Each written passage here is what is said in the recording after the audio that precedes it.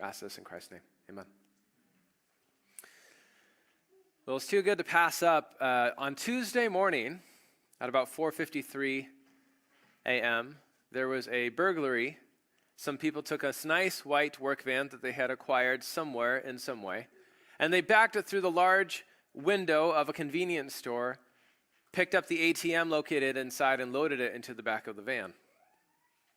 Around this time, my son Daniel decided to wake up. He normally gets up about once a night. That's normal. So when he wakes up soon for a second time, something was wrong, and we felt like he wasn't feeling good. So I got up to give him some medicine, and I went to grab my phone from the kitchen to use as a light. And as I'm walking, at 5:15 in the morning, I'm like, I wonder if God has my son waking up in the middle of the night because I need to look at my phone. And I grab it and I look down, and there's this text message that came in 2 minutes earlier saying that the burglary alarm in this building is going off with multiple motion detections and that the police have been called. And I go, okay. And as I'm putting Daniel back down, I get a phone call from the police that I answer. And they say we had a vehicle burned up in your parking lot. The building's okay, but we need you to come secure the building. Ha, silly me. I thought that meant just come lock the doors and set the alarm on. Well, I was up, and so I drove down, and my plans to get a good night's sleep were interrupted. See, I wasn't the only person with plans that got interrupted that day. These men had a plan. Take the ATM, cut it open, take the money, and spend it on who knows what. And so they pulled into our parking lot, and they proceeded to take some sort of grinder to the ATM inside their white van.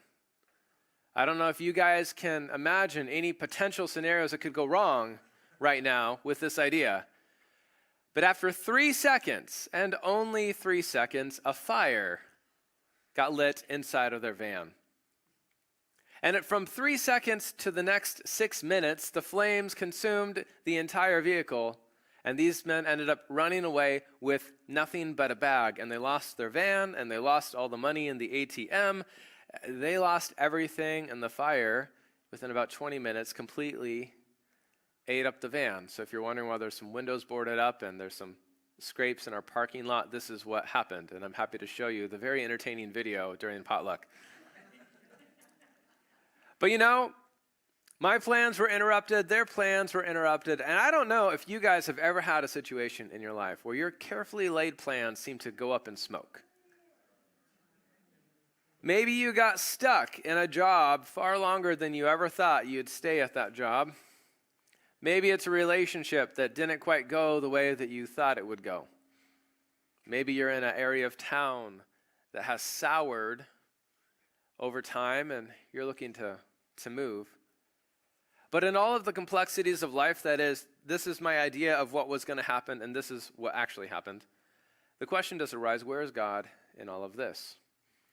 And I think it's that question that is particularly well answered in the story from the Bible this morning, in Genesis chapters 29 through 32. We're traveling along in the life of a guy named Jacob.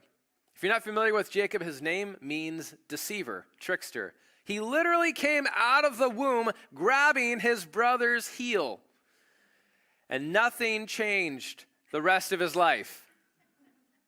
Isn't he rightly named trickster, deceiver? And so Jacob, when he grew up, he managed to trick his older brother to sell his birthright for a pot of stew. And then later, along with his mom, he deceives his blind old father into giving him the blessing. But Jacob's decisions have come back on him, and he had to run away because his older brother at this point is planning on killing him.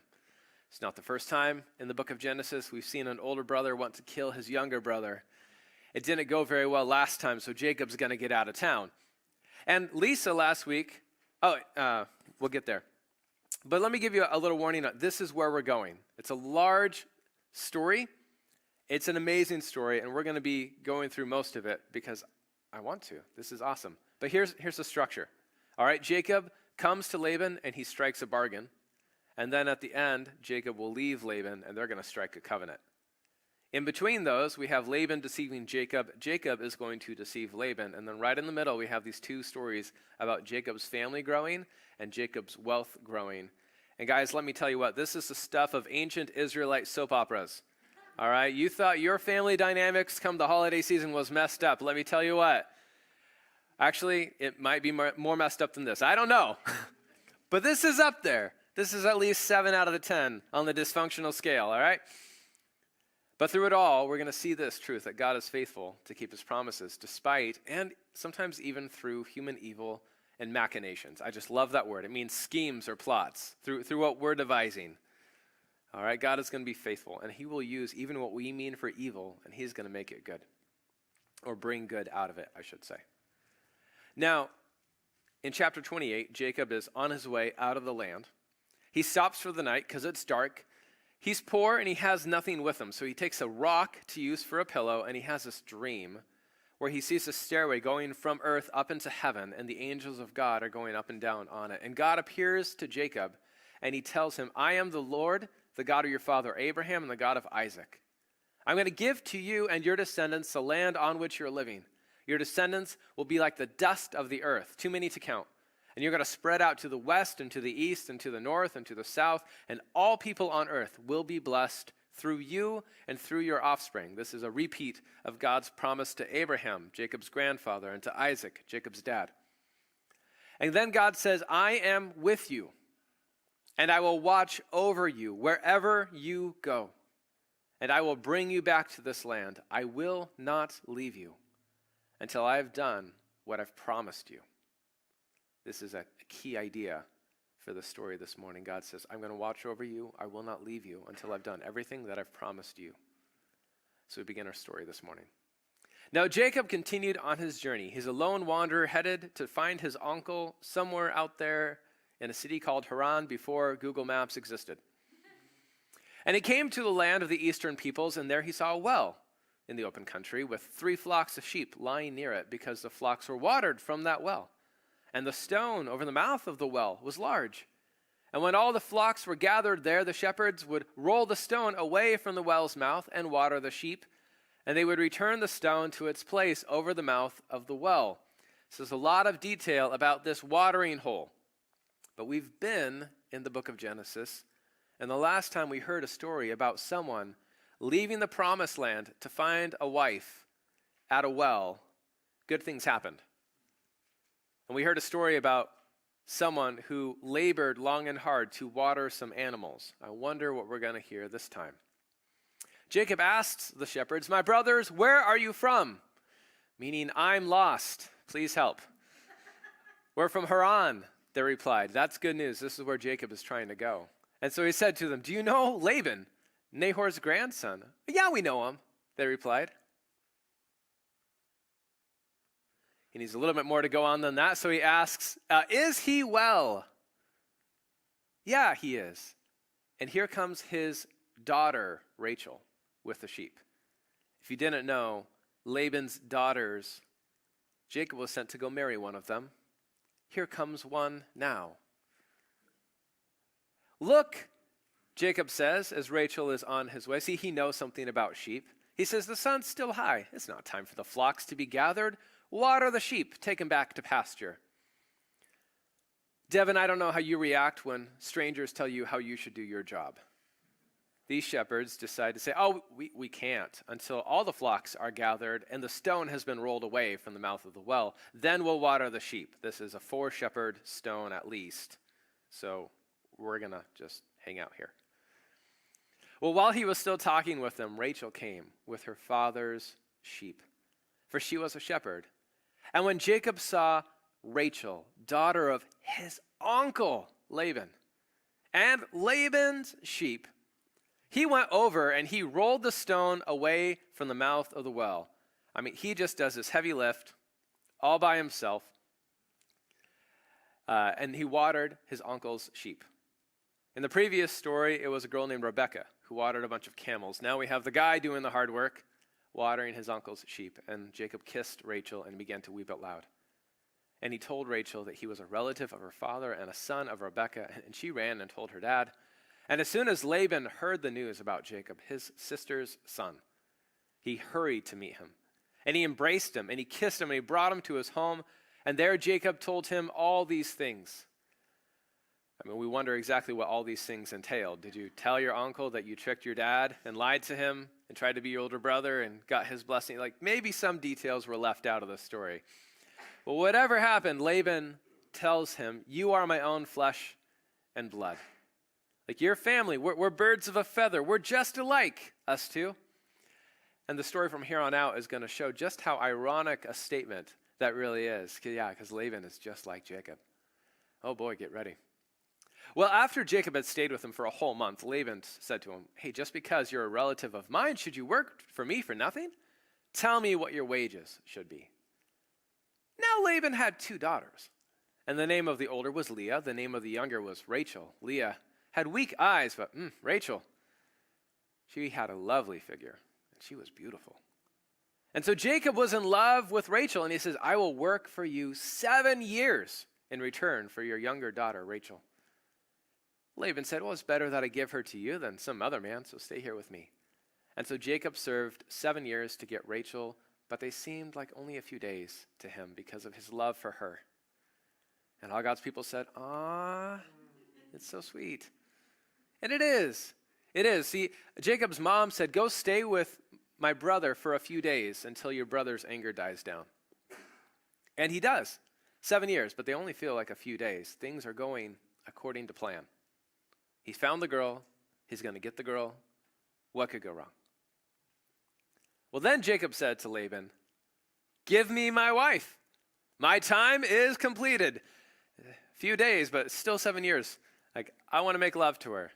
And so Laban brought together all the people of the place, and he gave a feast, a big wedding party. But when evening came, he took his daughter Leah and brought her to Jacob. And Jacob made love to her. And Laban gave him his servant Zilpah to his daughter as her attendant. And when morning came, there was Leah. And Jacob said to Laban, what is this you have done to me? I served you for Rachel, didn't I? Why have you deceived me? And Laban replied, oh, it is not our custom here to give the younger daughter in marriage before the older one.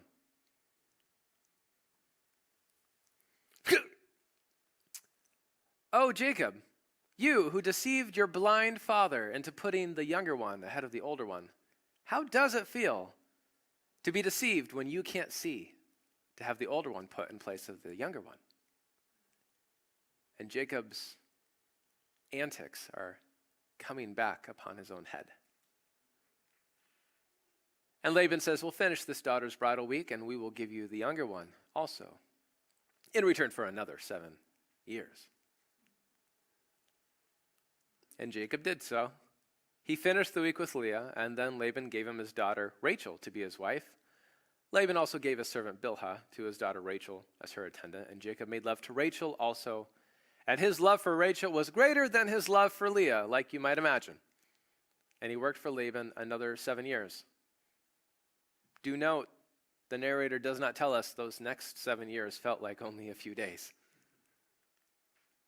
And when the Lord saw that Leah was not loved, he enabled her to conceive, and Rachel remained childless. So the inability to have kids continues to be this theme that's developed through this book of Genesis. And Leah became pregnant, and she gave birth to a son, and she named him Reuben.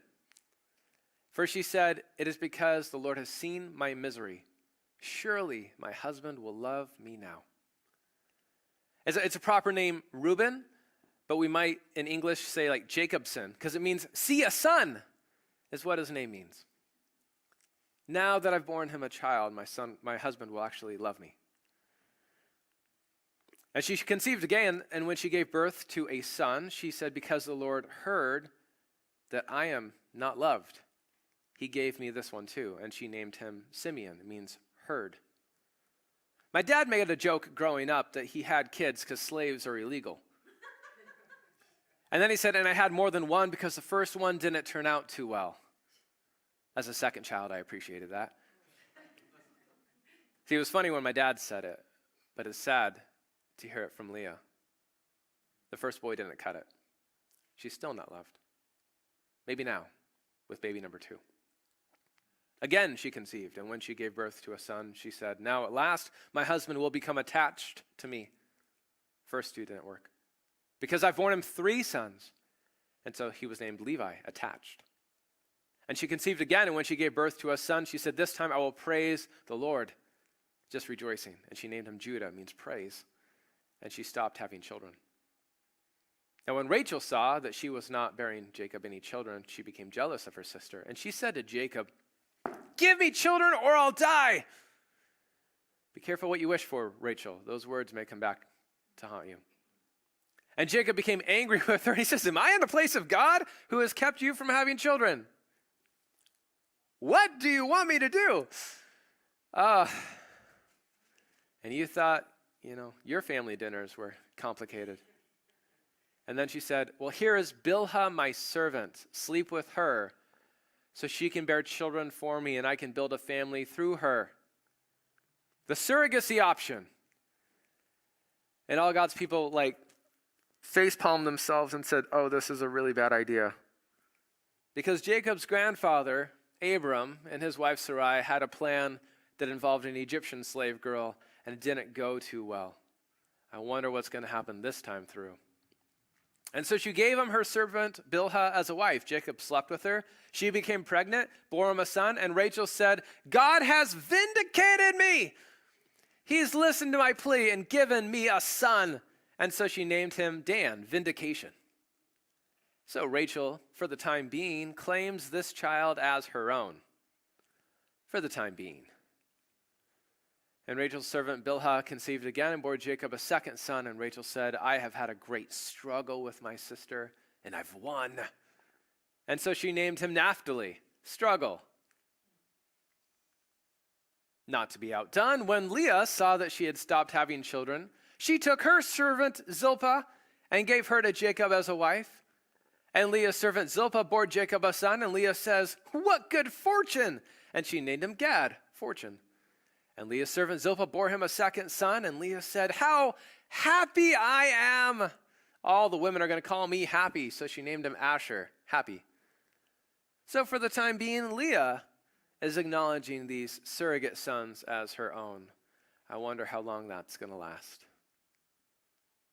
Now, during the wheat harvest, Reuben went out into the field and he found some mandrake plants. And he brought them to his mother Leah. And Rachel said to Leah, please give me some of your son's mandrakes. And she said to her, wasn't it enough that you took away my husband? Will you take my son's mandrakes also? This was this very confusing story in the Bible for me until I found one of my grandfather's pharmaceutical books. Because, yes, mandrake is the appropriate translation. But if you've never seen a mandrake plant, this doesn't make a lot of sense. So let me show you. This is a picture from one of the old books. A mandrake plant, it's this hallucinogenic plant, the roots of which look very, very eerily like a human. That's a mandrake root. Those are mandrake roots. It's creepy, all right? And so for centuries or thousands of years, people have used them in witchcraft and fertility. I don't know what Rachel's plan is. But she's going to strike a bargain. Very well, Rachel says. He can sleep with you tonight in return for your son's mandrakes. And so when Jacob came in from the field that evening, Leah went out to meet him, and she says, you must sleep with me. I have hired you with my son's mandrakes. And so he slept with her that night. And God listened to Leah, and she became pregnant and bore Jacob a fifth son. And Leah says, God has rewarded me for giving my servant to my husband. So she named him Issachar, wages. It says God listened to you, Leah, not that God is rewarding you for giving away your slave girl. Oy, this is a mess. And Leah conceived again and bore Jacob a sixth son. And Leah says, God has presented me with a precious gift. This time, my husband will treat me with honor. I don't know if she just gave up on the whole loving thing. But maybe my husband will honor me because I've borne him 6 sons. And so she named him Zebulun, honor. And sometime later, she gave birth to a daughter and named her Dinah. Well, then God remembered Rachel, and he listened to her. And he enabled her to conceive. And she became pregnant and gave birth to a son. And she said, God has taken away my disgrace. And so she named him Joseph and said, may the Lord add to me another son. Joseph, his name means, may he add. Like, good start. I need another one. Like right from the get-go. You're not enough, son, but you're a good start. After Rachel gave birth to Joseph, Jacob said to Laban, send me on my way so I can go back to my own homeland. Give me my wives and children for whom I have served you, and I will be on my way. You know how much work I've done for you. So apparently the 14 years have come to an end. Jacob now has, he meant to have one wife. He now has 4. He has 11 kids, and his family dynamics are a complete mess. He says, I'd like to go home now. Thank you. But Laban said to him, well, if I have found favor in your eyes, not exactly sure how that would happen after what you did to him, Laban, but if I found favor in your eyes, please stay. I've learned by divination that the Lord has blessed me because of you. He says, name your wages, and I'll pay them. And we, the readers, go, Laban, we've heard you say this before, and it didn't go super great. But Jacob says, you know how I've worked for you and how your livestock has fared under my care. Jacob does know how to take care of sheep. He says, the little you had before I came has increased greatly. The Lord has blessed you wherever I've been. But now, when may I do something for my own household? What shall I give you? He asked. Oh, don't give me anything, Jacob replied. If you'll do this one thing, I'll go on watching your flocks for you. And so Jacob makes this deal. He says, let me go take all of the less desirable sheep, the one that have streaks and spots and stripes, and they'll be my wages.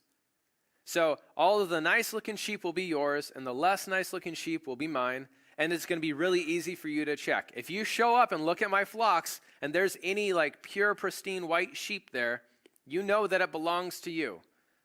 And Laban says, that sounds great. Let it be as you said. However, that same day, Laban took all those less nice-looking sheep, gave them to his other sons, and sent them off a 3-day journey into the distance, essentially removing any possibility that Jacob would be earning wages anytime soon. He cheats Jacob again, and Jacob continues to tend the rest of Laban's flocks. Now, not to be outdone, Jacob, he has a plan. See, with his brother Esau, there's a story that involves some wordplay. Jacob used some red stew to trick his brother who's red and hairy.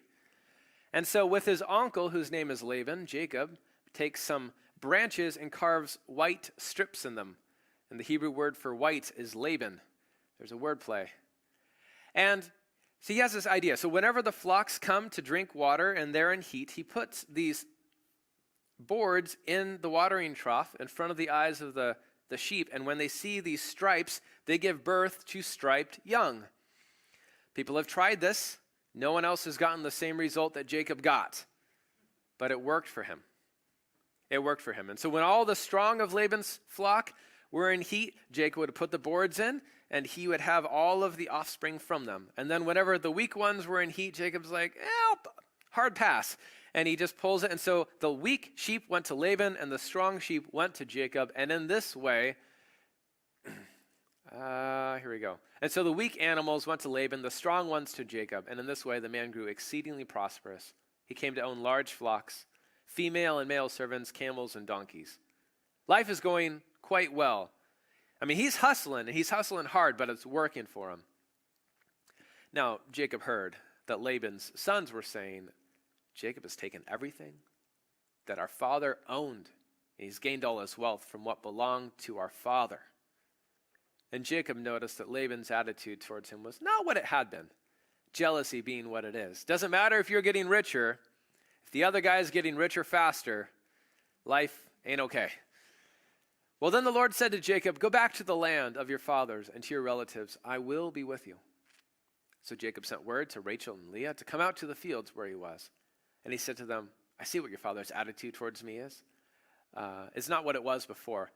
But the God of my father has been with me. You know I've worked for your father with all my strength, yet your father has cheated me by changing my wages 10 times. So apparently Laban didn't give up on trying to cheat Jacob out of everything he possibly could. I don't know if you ever had an employer like that or not. And yet Jacob says, however, God did not allow him to harm me. He says, if Laban would say, the speckled ones will be your wages, then the flocks gave birth to speckled. And if Laban said, well, the striped, well, then they gave birth to striped. God has taken away your father's livestock and given them to me. And once in breeding season, I had a dream. I looked up and I saw that the male goats mating with the flock were streaked, they were speckled, they were spotted, and the angel of God says, hey, Jacob. I said, here I am. He says, look up, see. All the male goats mating with the flock are streaked, speckled, or spotted, for I have seen all that Laban has been doing to you. I'm the God of Bethel, where you anointed a pillar, where you made a vow to me. Now leave this land at once and go back to your native land. All right, so Rachel and Leah, they hear the story and they respond, do we still have any share in the inheritance of our father's estate? Does he not regard us as foreigners? Not only has he sold us, but he's used up what was paid for us. Surely all the wealth that God has taken away from our father belongs to us and to our children. Everything you see is ours. So do whatever God has told you to do. So Jacob put his children and his wives on camels, and he drove all his livestock ahead of him, along with all the goods that he had accumulated in Padan Aram, to go to his father Isaac in the land of Canaan. It's been 20 years since he left. When Laban had gone to shear his sheep, Rachel stole her father's household gods. It's a weird detail in the story. Why'd you do that? And Jacob deceived Laban, or literally Jacob stole the heart of Laban. He tricked him, but both Rachel and Jacob are stealing from Laban by not telling him that he was running away. And so he fled with all that he had. He crossed the Euphrates River and he headed for the hill country of Gilead. And on the third day, Laban was told Jacob had ran away. So he took his relatives with him and he pursued Jacob for 7 days. And he caught up with him in the hill country of Gilead. And just as Laban is having thoughts of what he's going to do to Jacob, something happens. God comes to Laban the Aramean in a dream at night and says, be careful not to say anything to Jacob, either good or bad. Doesn't mean don't talk to Jacob, but be careful what you say. Neither good nor bad. And my best guess at why God says this is because there was a promise made to a man named Abraham. I will bless those who bless you, and I will curse those who curse you. And God is telling Laban, do not speak good, because I don't really want to bless you, Laban. But don't curse him either, because I don't really want to curse you. Let's go the middle road, and you can just leave. It's a good thing. So Jacob pitched his tent in the hill country of Gilead when Laban overtook him, and Laban and his relatives camped there too. And Laban said to Jacob, what have you done? You've deceived me. How does it feel? And you've carried off my daughters like captives in war. Why did you run off secretly and deceive me? Why didn't you tell me so I could send you away with joy and singing and music of timbrels and harps? I throw a great party, you know. You didn't even let me kiss my grandchildren and my daughters goodbye. You have done a foolish thing, and I have the power to harm you. But last night the God of your father said to me, be careful not to say anything to Jacob, either good or bad. A God got involved, and that changed everything. Now you've gone off because you long to return to your father's household. I get that. But why did you steal my gods? And Jacob answered Laban, I was afraid. I thought that you would take your daughters away from me by force. But if you find anyone who has your gods, that person shall not live. Without realizing what he said, Jacob just doomed his favorite wife to death. What's going to happen? He says, in the presence of our relatives, see for yourself whether there's anything of yours here with me, and if so, take it. Now, Jacob did not know that Rachel had stolen the gods. And so Laban went into Jacob's tent, and into Leah's tent, and into the tent of the 2 female servants. But he found nothing.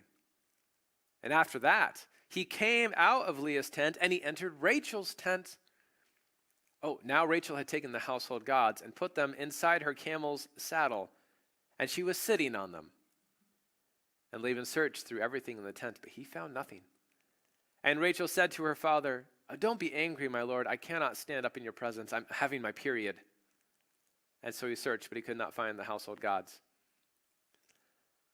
Now, this is not the main point of the story, but I once had a classmate come giggling to me because he says, these people are worshiping statues that are supposed to bless them and bring good things into their life. But not only have the gods been stolen, they're being sat on by a woman having her period, which is the ancient Israelite way of just completely slamming these stupid statues. They are impotent and powerless to do anything. It's just funny. So, now Jacob is angry and he took Laban to task. "What is my crime?" he asked Laban. "How have I wronged you that you have hunted me down? And now that you have searched through all of my goods, what have you found that belongs to your household? Put it here in front of your relatives and mine and have them judge between the two of us. I've been with you for 20 years now. Your sheep and goats, they haven't miscarried. I haven't eaten rams from your flock. I didn't bring you animals that were torn by wild beasts. I had to bear the loss myself." Laban is not a fun guy to work for. He says, "You demanded payment from me for anything that was stolen by day or night, and this was my situation. The heat consumed me in the daytime, the cold at night, sleep fled from my eyes, and it was like this for the 20 years I was in your household. I worked for you 14 years for your daughters and 6 years for your flocks, and you changed my wages 10 times. And if the God of my father, the God of Abraham, and the fear of Isaac," interesting title that, "had not been with me, you surely would have sent me away empty-handed. But God has seen my hardship and the toil in my hands, and last night he rebuked you." And Laban answered Jacob, "The women are my daughters. The children are my children. The flocks are my flocks. All you see is mine." God got involved. "Yet what can I do today about these daughters of mine or the children they have borne? Come now. Let us make a covenant, you and I, and let it serve as a witness between us." And so Jacob took a stone, he set up as a pillar, and he says, "Let's make a pile of rocks." And so they made a big pile. Laban called it Jegar Sahadutha. Jacob called it Gilead. One is Aramaic, one is Hebrew, and they both mean the heap of witness. And so Laban said, "This heap between us is a witness," and that's why it's called Gilead and Mizpah. "May the Lord keep watch between you and me when we're away from each other. If you mistreat my daughters, or if you take any wives besides my daughters, even though no one is with us, remember, God is a witness between you and me." Laban also said, "Here's the heap. Here's the pillar I have set up between you and me." Sorry, we're just going to fact check Laban here for a second. Jacob took a stone and set it up as a pillar. Laban says, "This is the pillar that I have set up." Just tells you a little bit about where Laban's at right now. This heap is a witness, and this pillar is a witness. I'm not going to go past this to harm you. You're not going to go past this to harm me. May the God of Abraham, the God of Nahor, the God of their father, judge between us. And so Jacob took an oath in the name of the fear of his father Isaac. And he offered a sacrifice, and made a feast. And they ate there, and they spent the night. And early the next morning, Laban kissed his grandchildren and his daughters. He blessed them, and he left, and he went home. And Jacob also went on his way, and the angels of God met him. Which brings us to the end of our passage this morning. Because when Jacob left the promised land, he encountered the angels of God. And now that he's on his way back in, at the border of this promised land, he encounters God's angels. May the Lord bless the reading of his word. Again, we see peace is made between enemies through God's chosen one making a sacrifice and making an offering. A covenant brings peace. We also, again, here's what we saw. All right, Jacob comes to Laban and they strike a bargain. Jacob leaves Laban, they strike a covenant.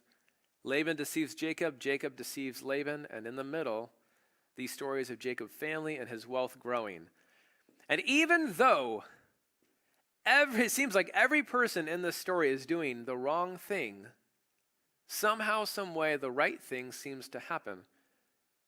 And we realize that God is watching over Jacob and keeping his promise. "I will bless you, I will make you fruitful, I will multiply you, and your descendants will be as numerous as the dust of the earth." And 11 kids is not a bad start. Despite the fact that it came in just about the worst way possible. This is one of the ways the biblical authors try to teach us They don't come out and say marrying multiple women is against the law. They come out and they present you, this is what happens when you marry sisters. So later in the Mosaic covenant, it will be explicitly laid out, don't marry sisters. It's a bad idea. We see that God is the one who provides life and blessing. Idols can't help themselves nor anyone else. We see that God is just, and the consequences of our decisions often come back to haunt us. Just as Jacob deceived his blind father and tricked him. The voice was Jacob's, but the hands were Esau's. So Jacob, at a time that he can't see, is tricked to take the older one instead of the younger one. And later in his life, next week, we'll see this again. What Jacob did in the past will come back on his own head to haunt him. And the strife that we see in his family that's beginning now is going to continue through Jacob's children, grandchildren, and to the tribes of Israel. This family is one hot mess. God, how in the world are you going to bless all the nations of the world through these kind of people? Yet God is faithful to keep his promises, despite and even through human evil and schemes. God is at work, and the right things are happening with the wrong reasons. And what human beings are meaning for evil, God is using for good. So, family of grace, to respond to this crazy story, let me just start with, please don't live like this. This is not an example for us to follow. Later on in the Mosaic covenant, it will be really explicit that a lot of the things we see Abraham, Isaac, and Jacob doing is expressly against the law. It's a bad idea. So don't lie, tell the truth. Don't cheat, be honest, don't scheme, trust God. To be fair to Jacob, he's got one thing going for him, and that is that he recognizes that everything he has comes from God. His wives say everything here is ours. His father-in-law says, everything you see is mine. And Jacob says, God has been with me and has provided for me everything that I own. So kudos to Jacob. He gets some stuff right. But please don't live like this. You guys ever had a plan that fell apart, that went up in flame and smoke faster than you knew what hit you? Now, hopefully not like Jacob, nor like these guys in the parking lot on Tuesday. I really sincerely hope it wasn't that bad, and maybe it was. You woke up with the wrong woman and the life was changed. But we do know what it's like to work and labor long and hard at something, to find someone else to take the credit for it, to be cheated, to realize that the person that we thought we were marrying and forming a relationship with is not the person they once were. We know what it's like to be stuck in a dead-end job. We know what it's like to feel like life is crazy and our family is crazy and we are part of the problem. We don't know how to fix it. And I feel like through it all, where in the world is God in all of this? And the lesson from the story of Jacob is that God is actually here, keeping watch, taking care of his people. And no matter how messed up things might get, he is still with us and we can trust him. I had a friend who was stuck in a job. He was a caregiver at the kind of care facility that they make office sitcoms about. It was really, really caustic. It was really, really destructive. And he stayed at that job for about 3 or 4 years too long. Not because he wanted to, but we felt like God had him there for the sake of the residents, because it wasn't their fault that the management company was awful. I know people who have been in a relationship, and sometimes the person makes a choice, and then you have to decide to reconcile, and sometimes just life happens. I was really impressed by a story about a guy, his wife contracted Alzheimer's. And after a couple years, friends and family are telling him, you should divorce her and move on. She's not your wife anymore. And he says, no, I made a promise in sickness and in health. And he stayed faithful. And he left his job. He became her full-time caregiver for over a decade until she finally passed away. I know people who have really messed up families. I don't know if any of yours compete with Jacob's. Maybe you feel like you're stuck in Portland and you just can't leave. Maybe you're fighting a health problem. And it just seems like, God, what in the world are you doing? I know even in the last week and a half, I'll have to confess, I have found myself feeling impatient with God. Will you not bring about these things that I'm asking you about? And we're going through the book of Genesis, and that's helpful for me because I read that Abraham had to wait 25 years for the promised son. Isaac and Rebekah were barren for 20 years. Jacob is stuck wandering away from home for 20 years. And I go, and here I think it's going to happen in like 2 weeks. I'm an American. Of course I think it's going to happen in 2 weeks. It should happen in 2 weeks. God, what is your problem? And then I'm reminded that he's still in control. And he has said, never will I leave you. Never will I forsake you. I think it's a good example of what we see in the story of Jacob. Things can be really, really messed up, and it doesn't mean that God is not active and he's not working. Paul tells the church in Rome that we know that in all things God works for the good of those who love him and who have been called according to his purpose. Which means somehow, some way, don't ask me to explain it. I'm taking it on faith, that burning van in the parking lot is somehow going to be used for good. Maybe because it grows my patience a little bit more. Maybe because it will help us as a church to realize that this neighborhood, this city, needs Jesus really, really badly. And that no matter the laws that are passed, if people's hearts aren't changed, nothing different will happen. I didn't get to watch the news because the guy said, if you could tell those people who did this, if you could say anything, what would you want to tell them? And I said, I'd tell them that they need Jesus more than the money that they think that they're going to solve the problems with. And I talked to the newscast, and then, of course, they didn't show any of that. I think they barely mentioned that it was a church that the van went up in flames at. But, I tried. Yet somehow, some way, this will even work for good. Somehow, some way, whatever happened at Thanksgiving, whatever is going to happen at Christmas, whatever is going on in your life right now, whatever you're dealing with, whatever health issue you're going on, I hope you know God is with you, and he is for you, and he loves you, and he can be trusted.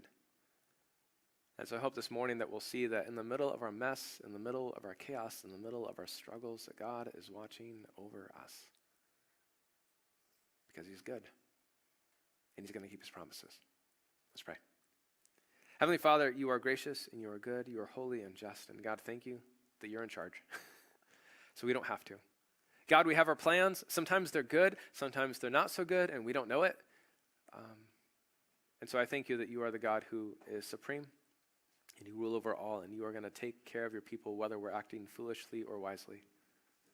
Father, may we trust in your Son. May we follow after him and help us to make wise decisions so that we don't have to deal with all the consequences of our mess. But thank you for being so big and so good that you will use even our mistakes for your glory and our ultimate good. We just praise you.